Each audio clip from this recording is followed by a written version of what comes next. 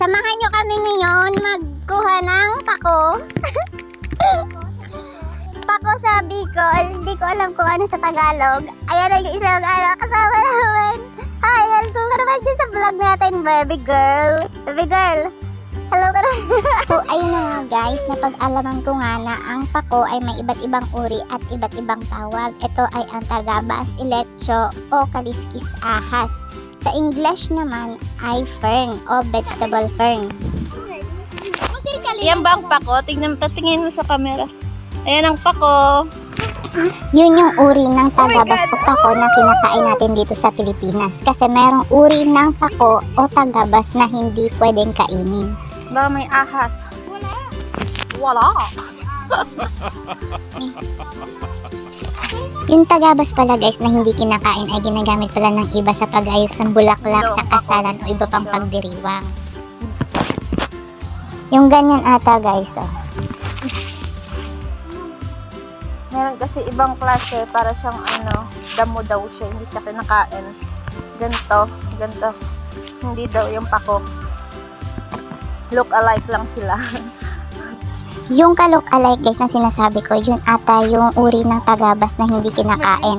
So, dito sa Bicol guys, yung mga kinukuha namin, yun lang po yung kinakain namin dito sa Bicol. Ako guys, hindi talaga ako marunong tumingin ng pako na kinakain, tapos yung pako na hindi kinakain. Kasi nga, nakakalito talaga yung itsura nila eh.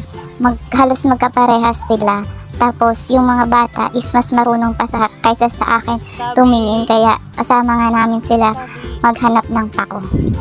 So lulutuin nga namin to sa gata kasi yun nga ang karaniwang luto namin ng pako dito sa Bicol. Sa iba, mas masarap din tong lagyan ng isda, ng suso o kaya ng shell. Sa iba naman nilalagyan to ng kohol.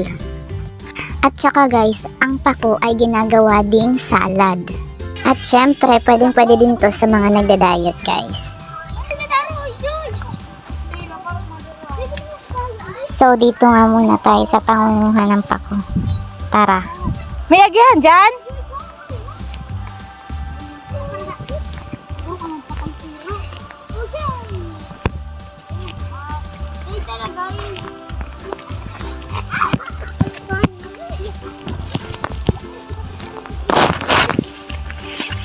Uy! Para dali, diretso na ka. Kapit ang daka. Tabi. Tili kayos na ajuta. Nakaan?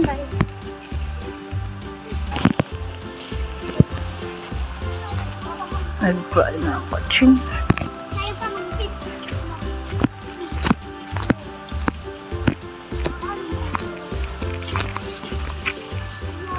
Hoy, may manyag pa akong dala.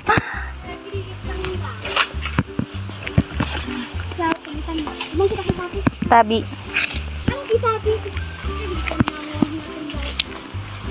Binilok ko kami dyan ng...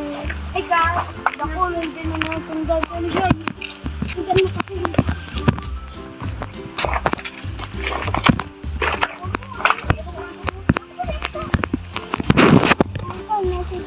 Exam ko lang kamukhang pakuhan pa ng pako. Ano pa eh? Ano sa mo ko ini?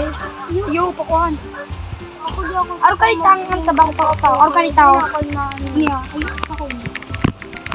Ang pako. O, ito ba mga irason na? Parang mga arugaru ka ni. Nabi. Yung pata.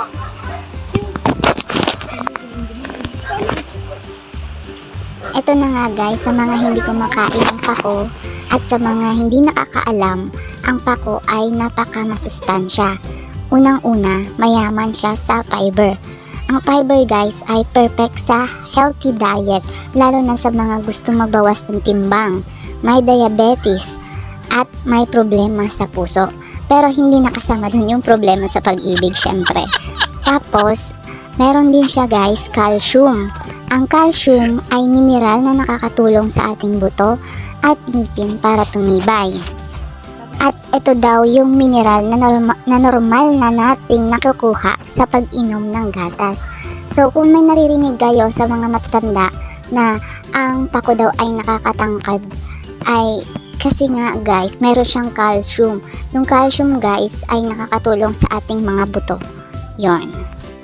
Ang pangatlo ay ang phosphorus. So ito yung mineral na ina-assist ang ating katawan na i-burn ang hydrates and fats into energy.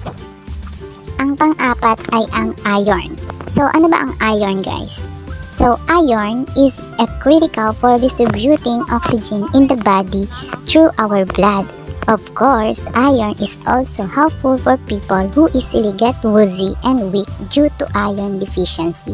So, ayun na nga, sabi daw ay ang iron daw ay nakakatulong sa ating katawan para hindi tayo manghina. Gaya nito, guys.